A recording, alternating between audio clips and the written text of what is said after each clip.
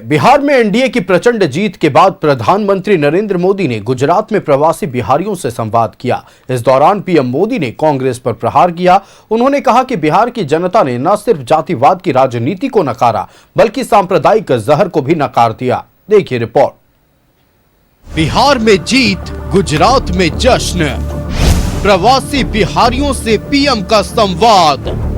बिहार के लोग दुनिया को राजनीति समझाते हैं कि बिहार के लोगों को राजनीति समझानी नहीं पड़ती है।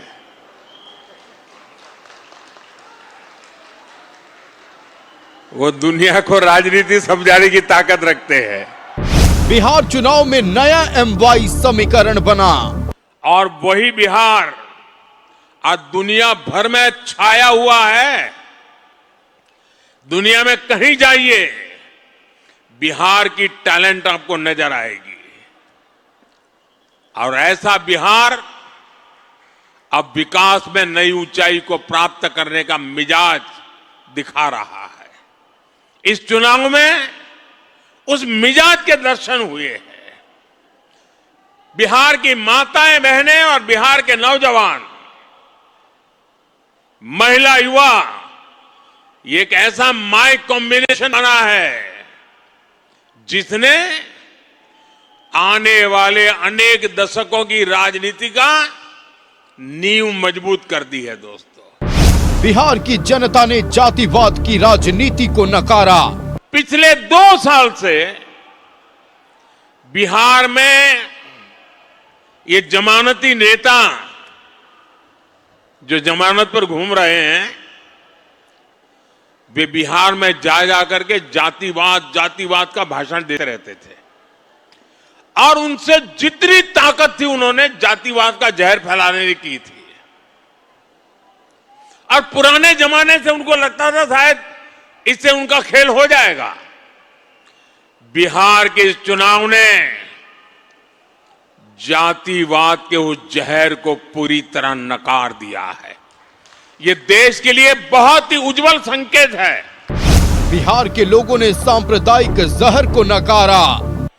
बिहार के इस चुनाव में ये जमानती नामदार, उनके साथी दल सार्वजनिक रूप से वक्फ कानून को फाड़ देते थे और ये कहते थे कि हम जीत करके आएंगे, वक्फ कानून को लागू नहीं होने देंगे।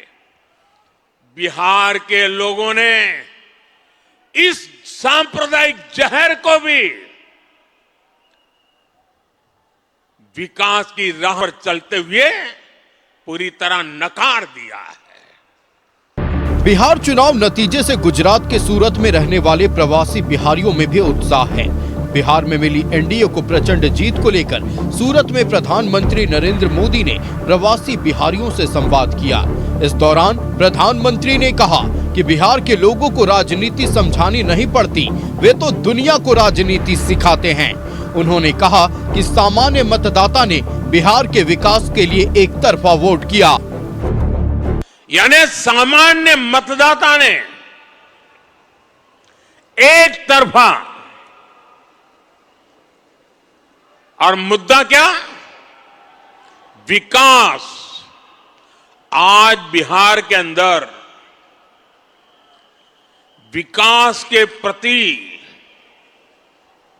जो ललक है, हर जगह पे महसूस होती थी। प्रधानमंत्री नरेंद्र मोदी ने कहा कि बिहार के लोगों ने न सिर्फ जातिवाद की राजनीति को नकारा, बल्कि खुलेआम वक्फ कानून को फाड़ने का वादा करने वाले लोगों की सांप्रदायिक जहर को भी नकार दिया। उन्होंने कहा कि कांग्रेस अब मुस्लिम लीगी माओवादी कांग्रेस बन गई है। देश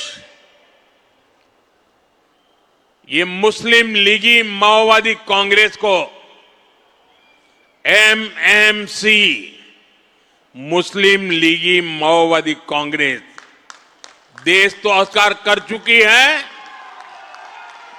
कांग्रेस पार्टी में जो राष्ट्रीय विचारों से पले बड़े लोग हैं, जिन्होंने कभी इंदिरा जी और राजीव गांधी जैसे लोगों के नेतृत्व में काम किया है, ऐसे कांग्रेस का बहुत बड़ा वर्ग ये नामदार की हरकतों से आज दुखी है। महागठबंधन की करारी हार के बाद कांग्रेस चुनाव आयोग पर सवाल उठा रही है, जिस पर भी पीएम मोदी ने तंज कसा है। उन्होंने कहा कि हार के लिए बहानेबाजी हो रही है।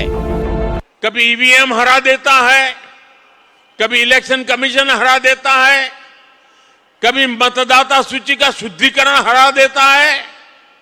एक ऐसी बहानेबाजी उन्होंने खोज ली है। वो बहानेबाजी खुद को तो शायद कुछ दिन ठीक रखेगी, लंबे अरसे तक उनकी कैडर को स्वीकार्य नहीं होगा। बिहार चुनाव में एनडीए और महागठबंधन में 10% वोट का अंतर है। पीएम मोदी ने कहा है कि 80 बहुल इलाकों की सीटों पर भी एनडीए ने परचम लहराया। उन्होंने कहा कि सभी वर्गों के लोगों ने राज्य के विकास के लिए एक तरफा वोट दिया। Bureau report, news 11 Bharat. संवाददाता अल्ताफ हमारे साथ लाइव जुड़ रहे हैं। अल्ताफ के पास चलते हैं। अल्ताफ, देखिए, जीत बिहार में हुई है, जश्न गुजरात में पीएम मोदी ने मनाया है। और गुजरात में जब वहां के प्रवासी यानी कि बिहार के जो प्रवासी मजदूर गुजरात के सूरत में टेक्सटाइल हब में काम करते हैं, उनको संबोधित कर रहे थे, साफ तौर पर करारा प्रहार कांग्रेस पर किया गया है। और सूरत में जाकर प्रवासी मजदूरों को संबोधित करना, क्या इसे ऐसे देखा जा सकता है कि टेक्सटाइल हब जो बिहार कभी हुआ करता था, भागलपुर हो या मिथिलांचल का इलाका हो, एक बार फिर वो रोशनी देखने को मिल सकती है? बिल्कुल आयुष, देखिए, मेरी मौजूदगी इस वक्त आरजेडी कार्यालय के बाहर है। मैं आपके सवाल पर आ जाता हूं। आपने बिल्कुल सही कहा कि टेक्सटाइल का जो जिक्र हुआ है, प्रधानमंत्री जो टेक्सटाइल में गए और वहां पर प्रवासी मजदूरों से मिले। आप अगर एनडीए के, खास करके बीजेपी के मैनिफेस्टो में जाएंगे तो उस मैनिफेस्टो में ये कहा गया है कि बिहार के 2400 जिले में, माफ कीजिएगा, बिहार के 3800 जिले में जो है फैक्ट्रियां लगाई जाएंगी। और उन फैक्ट्रियों में वो सारे फैक्ट्रीज होंगे जो पहले से बंद भी पड़े हैं, और कुछ नए जो फैक्ट्री है जोड़े जाएंगे, नए उद्योग जोड़े जाएंगे। तो बीजेपी का जो कमिटमेंट है, कहीं ना कहीं उसकी ओर इशारा करता है आपका ये टेक्सटाइल वाला जो आपने जिस चीज का जिक्र किया। अब आता हूं मैं, ये जो एनडीए की प्रचंड जीत है और महागठबंधन की यानी कि आरजेडी कांग्रेस की ये जो प्रचंड हार है, उसका एक बहुत बड़ा असर आप देखिए कि राजद कार्यालय ये है पटना का, और राजद कार्यालय इस वक्त देखिए यहां सिर्फ एक ही चीज बचा है, वो है सन्नाटा, वीरानियत। आप दिखाइए, ये वही आरजेडी कार्यालय है जो एक वक्त यहां पर एक अलग तरह की रौनक देखने को मिलती थी। यहां पर पार्टी कार्यकर्ता, बड़े नेता, छोटे नेता, शीर्ष नेता, सारे जो है यहां पर उनका जमावड़ा लगा रहता था, आना जाना। लेकिन अभी आप देख पा रहे हैं कि ये वही पोस्टर है तेजस्वी यादव का जो ठीक चुनाव से पहले लगाया गया था। राबड़ी देवी का एक बड़ा सा पोस्टर बनाया हुआ है, लेकिन लालू यादव कहीं नहीं है। उसी तरह से यहां पर अब आरजेडी के एक भी कार्यकर्ता नहीं है। और मैं राहुल जो हमारे सहयोगी हैं उनसे चाहूंगा कि जूम करके दिखाइए, यहां पर ताला लग पड़ा है। आरजेडी कार्यालय में जो है एक बड़ा सा ताला है और अंदर कोई ना जा सकता है, ना अंदर से बाहर कोई आ सकता है। अब शायद अंदर कोई लोग भी ना हो। तो एनडीए की जो ये प्रचंड जीत है, एक तरह की आंधी है, सुनामी है, जिससे इतना असर पड़ा है, इतना बड़ा असर पड़ा है कि आप देखिए कि यहां पर केवल सन्नाटा ही सन्नाटा नजर आ रहा है। आयुष, अगर मैं दिन भर की गतिविधियों की बात करूं तो आज दिन भर की जो गतिविधि रही उसमें सबसे बड़ा जो खबर है, कह सकते हैं सबसे बड़ी खबर यह है कि लालू जो आरजेडी सुप्रीमो लालू प्रसाद यादव की जो बेटी है रोहिणी आचार्य, जिन्होंने अपने पिता के लिए किडनी दान किया, जो इस पूरे चुनाव में सक्रिय रही, और अब आज जो है वो एक ट्वीट करती हैं और उस ट्वीट से, उस एक्स पर किए गए पोस्ट से पूरे राजनीति में हलचल सी मच जाती है। खास करके बिहार की अगर बात करें, रोहिणी आचार्य ने साफ शब्दों में कहा कि वो राजनीति छोड़ रही हैं और उन्होंने दो नाम का जिक्र किया, पहला संजय यादव और दूसरा रमीज। तो ये दो लोग कौन है? ये चर्चा अल्ताफ में इसी पर आ रहा था कि संजय यादव के बारे में जिक्र पहले तेज प्रताप यादव कर चुके हैं और एक संज्ञा देते हैं जो सबको पता है, बिहार में किसी को बताने की जरूरत है नहीं है कि संजय यादव को लेकर तेज प्रताप यादव क्या संज्ञा देते हैं। दूसरी तरफ रमीज एक नया नाम सामने आया है। निश्चित तौर पर संजय यादव की इतनी पैठ है कि मतलब चुनाव प्रचार में देखा हमने और खासतौर पर चुनाव के परिणाम में देखा, परिणाम इतने बुरे आए फिर भी जो है संजय यादव की पैठ बरकरार है। साथ कौन छोड़ रहे हैं? परिवार के लोग। संजय यादव इतनी मजबूत पैठ कैसे बिहार की जनता भी सोच रही है? आयुष, देखिए, एक बड़ा उदाहरण मैं आपको देने जा रहा हूं। आप इस बात से इसका आकलन कर लीजिएगा, अंदाजा लगा लीजिएगा कि संजय यादव को लेकर के इस चुनाव में एक विधानसभा सीट है और जहां पर आरजेडी के यानी कि यादव के लगभग 500 वोटर हैं उस बूथ पर, और उस 500 वोटर में आधे इस नाराजगी में वोट नहीं डालते हैं कि उनकी मुलाकात तेजस्वी यादव से नहीं हो पाता, और उसकी वजह सिर्फ होते हैं यही संजय यादव, जिसका जिक्र आज रोहिणी आचार्य ने किया है। और केवल रोहिणी आचार्य ने नहीं, तेज प्रताप यादव जो लालू के बड़े लाल हैं, उन्होंने उन्हें जयचंद का नाम दिया है। कहीं ना कहीं इस पूरे विधानसभा कैंपेन में पूरा कटाक्ष जो था उनका जयचंदों पर, उनमें से एक संजय यादव भी शामिल है। तो आप समझिए, बार बार तेज प्रताप यादव जो ये कटाक्ष करते हैं या फिर कहते हैं कि आरजेडी की जो अभी स्थिति है और उनको जो वहां से निकाला गया है, या फिर आरजेडी की जो भी दुर्दशा है, उसके जिम्मेवार कहीं ना कहीं एक जो है वो संजय यादव भी है।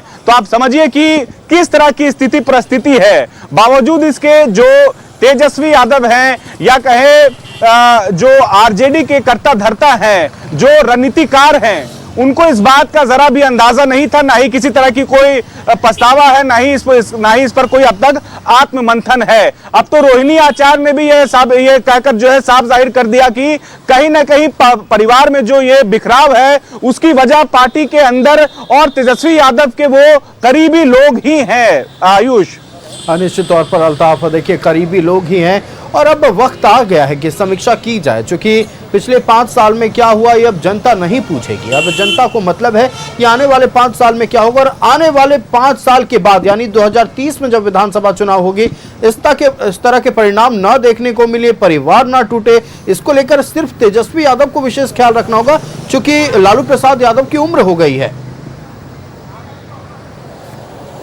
आयुष, मैं एक जिक्र करना चाहूंगा, चूंकि लालू प्रसाद यादव का आपने नाम ले लिया, तो बिल्कुल उनकी उम्र हो चुकी है, उनका एक राजनीतिक सफर रहा है, एक दौर चला है उनका। अब समय के साथ जो है परिवर्तन होता है। मैं बात कर रहा हूं, अभी प्रधानमंत्री मोदी ने एक भाषण में जो है एक वर्ड का यूज किया, MY समीकरण। और MY समीकरण की जो परिभाषा है आयुष, यकीन मानिए वो बिल्कुल अर्थ से फर्श से जो है बिल्कुल अर्थ से बिल्कुल फर्श पर आ चुका है, बिल्कुल उसकी परिभाषा उलट चुकी है। मुस्लिम यादव जो अक्सर बिहार चुनाव जब भी हुआ करता था तो MY की चर्चा होती थी, लेकिन अब ये MY प्रधानमंत्री मोदी ने जिस महिला और युवा की बात कही है, और कहीं ना कहीं महिला युवा जो आरजेडी से जो 143 सीटों पर बिहार में सबसे बड़ी पार्टी होने का दावा कर रही थी, आप समझिए ये महिला और युवा वोटर जो है वो कहीं ना कहीं आरजेडी से कोसों दूर दिखे।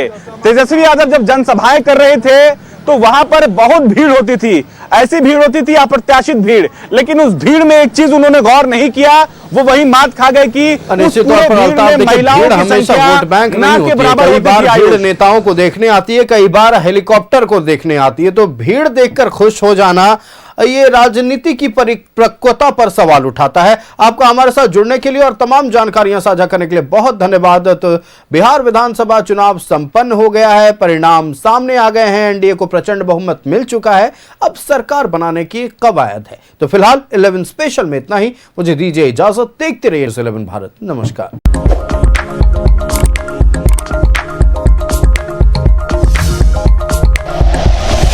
Like and share videos, subscribe करें हमारा चैनल और प्रेस करें बेल आइकॉन। न्यूज़ 11 भारत, सच है तो दिखेगा।